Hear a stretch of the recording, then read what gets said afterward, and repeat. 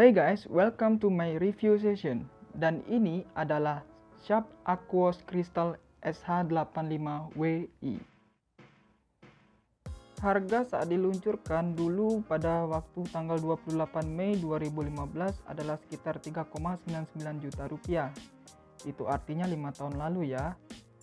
Smartphone ini merupakan smartphone dengan layar bezel pertama di dunia saat itu. Kalau sekarang sih sudah banyak ya layar dengan bezel seperti ini. Namun yang menarik untuk kita bahas di sini adalah harganya itu loh. Yang sekarang bisa tembus di bawah 1 jutaan. Tepatnya di range harga 500 sampai 600 ribuan. Bang, kira-kira itu barang second apa masih belum buka bungkus? Wah, tenang aja, ini masih barangnya brand new inbox alias barang baru, belum buka bungkus dan masih segel resmi. Jadi kira-kira masih worth it nggak ya beli HP Sharp Aquos ini di tahun 2020 dengan harga di bawah 1 juta dengan kualitas layar yang ciamik? Untuk itu mari kita bahas. Nah, untuk menjawab pertanyaan tadi, masalah masih worth it apa enggaknya, kita cek dulu nih mulai dari spesifikasinya ya. Ditenagai chipset Snapdragon 400 quad-core 1,2 GHz dengan RAM 1,5 GB, internal 8 GB, bisa diekspansi dengan memori eksternal hingga 32 GB, masih single SIM dan mendukung jaringan 4G. Dengan baterai kapasitasnya 2040 mAh, kamera belakang 8 MP, kamera depan 1,2 MP yang letaknya di bawah layar. Agak aneh sih memang. Androidnya pun sendiri masih KitKat dan nggak bisa di-upgrade lagi. Aduh, sayang banget ya. Layarnya memang masih TFT, tapi sudah dengan teknologi layar TV-nya punya. Meski masih TFT, tapi produksi warnanya dan ketajamannya tidak kalah dengan layar-layar IPS yang ada di pasaran saat ini. Sharp ini juga tersedia dalam dua varian warna, yaitu putih dan hitam saja. Waduh, dim. Dari sekian banyak kekurangan itu, spek cupu kayak gitu kira-kira masih layak nggak sih digunakan di tahun 2020 ini? Layak nggak ya? Bicara masalah layak apa enggak, untuk itu saya pakai beberapa indikator. Di antaranya apakah HP Sharp ini masih bisa jalankan WA, aplikasi Gojek, Instagram, Spotify, Netflix maupun View, dan YouTube juga pastinya. Pertama kita tes untuk WA. Sepertinya masih lancar aja sih kalau untuk WA. Selama pemakaian pun aku belum menemukan adanya masalah yang serius. Hanya saja entah kenapa terkadang pada saat teleponan ada kayak semacam delay gitu antara suara kita sebagai penelpon dan suara dia sebagai penerima. Mungkin hal ini bisa diatasi dengan merestart ini HP, baru bisa dipakai lagi untuk teleponan via WA. Kemungkinan sih dikarenakan RAM-nya masih 1,5 kali ya, sama walaupun dia sudah quad core, tapi kemampuan daripada kecepatan gigahertz cuma 1,2. Jadi kalau misalnya saya coba menggunakan aplikasi kill app di background kayak Greenify, kayaknya masih nggak terlalu ngaruh sih.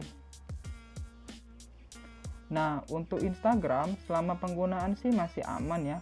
Bahkan aku terkejut di sini, ternyata dia support dark mode juga loh sama kayak WA tadi. Wah, hebat juga nih Instagram, tetap mendukung dark mode untuk HP 5 tahun lalu ini. User experience yang aku dapat selama pemakaian sih oke-oke aja, karena dibantu dengan layarnya yang ciamik banget. Sebagai perbandingan, aku sehari-hari pakai layarnya iPhone XR, dan nggak tahu kenapa sejak pegang HP Sharp ini, kayaknya aku lebih sering pakai HP Sharp ini deh buat scroll feed dan story di Instagram, karena layarnya itu loh manjain mata banget. Kekurangan yang didapat kalau agak lama main IG-nya kadang terasa patah atau lag dikit lah pas di scroll. Tapi baik lagi ke RAM tadi sih sama prosesornya yang masih speednya 1,2 GHz. Kalau untuk aplikasi Gojek, aplikasinya bisa di-download sih, tapi pas dibuka waduh lama banget, dan kalau misalnya udah nunggu lama fokus mulu. Jadi aku simpulkan Sharp ini nggak bisa pakai aplikasi Gojek deh. Pas aku cari OVO juga nggak ada nih di Play Store-nya. Kemungkinan dari pihak OVO sudah tidak rilis lagi nih. OVO di Android KitKat. Nah, lanjut ke Spotify. Kalau untuk Spotify masih aman lah, nggak pernah ada kendala yang berarti. Suara yang dihasilkan luar biasa bagus banget sih. Aku bahkan lebih nyaman pakai ini sebagai driver aku untuk dengerin musik. Dan sebagai info, pas aku cari tahu, ternyata Sharp ini dituning oleh Harman Kardon, yaitu suatu perusahaan audio ternama yang biasa mentuning audio-audio lain di perangkat lain. Dan untuk audionya ini benar-benar bagus banget deh. Walaupun pas aku cek di pengaturan, ternyata aku tidak menemukan keterangan setting untuk Harman Kardonnya ini. Tapi ya sudahlah, kualitas audionya tetap juara bagiku.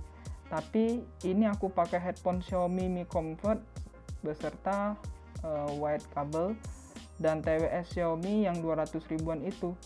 Kalau misalnya untuk speakernya sendiri sih aneh, karena letaknya di tengah punggung HP sehingga menghasilkan suara yang cempreng banget.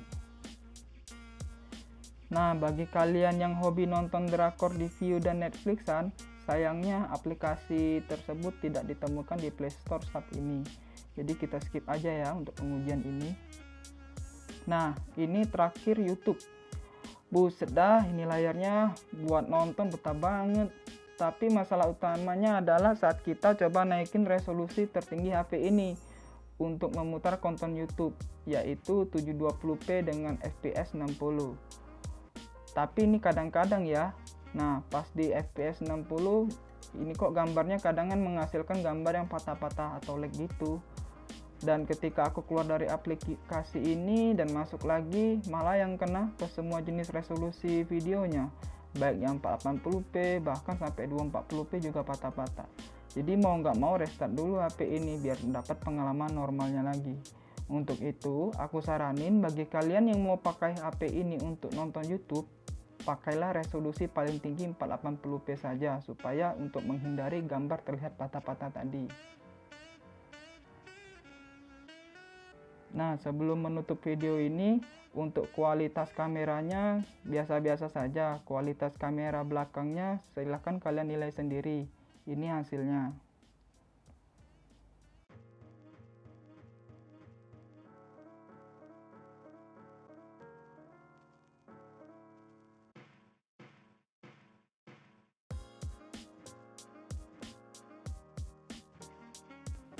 Kemudian ini untuk kualitas kamera depannya dengan kualitas pencahayaan di dalam ruangan seperti ini.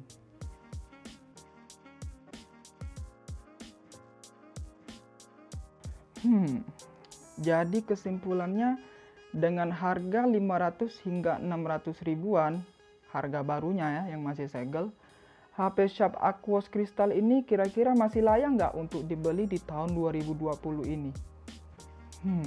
Kalau misalnya kalian tanya ke aku sih, menurut aku nggak layak. Karena kalau misalnya kita jadikan driver utama, ini nggak layak bener. Tapi kalau misalnya kalian jadikan HP ini sebagai daily driver kedua kalian, mungkin ada pertimbangannya. Pertimbangan pertama, karena HP ini masih bisa digunakan untuk WA, ya, nonton YouTube maupun Instagram. Tapi untuk keperluan-keperluan mendasar lain ya seperti aplikasi Gojek sudah kita lihat sini tidak bisa, atau hiburan yang lebih extend lagi seperti nonton Netflix, Viu itu nggak bisa. Dan untuk pertimbangan HP ini sebagai HP kedua, HP ini juga masih mendukung fasilitas internet 4G. Jadi bagi kalian yang tiba-tiba HP utamanya itu habis baterai, kalian bisa manfaatkan internet 4G yang ada di HP ini untuk berselancar dan menggunakan internet dalam keadaan darurat ketika HP utama kalian habis baterai. Kemudian HP ini merupakan HP dengan HP bezel pertama di dunia yang dikeluarkan tahun 2014 dan launching di Indonesia tahun 2015. Dan mengingat harga barunya dulu sekitar 3,99 juta, maka dengan tahun ini jelas dia memiliki histori yang menarik apabila kita ingin mengkoleksi handphone ini sebagai handphone yang ya untuk dikoleksi. Jadi intinya collectible banget lah HP ini. Kalau misalnya kalian mau koleksi HP bezel pertama kali di dunia, saatnya kalian ambil HP ini karena harganya sudah termasuk di bawah masuk akal lah, 500 hingga 600 ribuan. Oke, sampai di sini dulu video hari ini. Apabila kalian suka dengan video review kali ini, silakan di like. Dan apabila kalian tidak suka, silakan dislike. Dan sampai jumpa lagi di video review session selanjutnya. Yo, stay safe.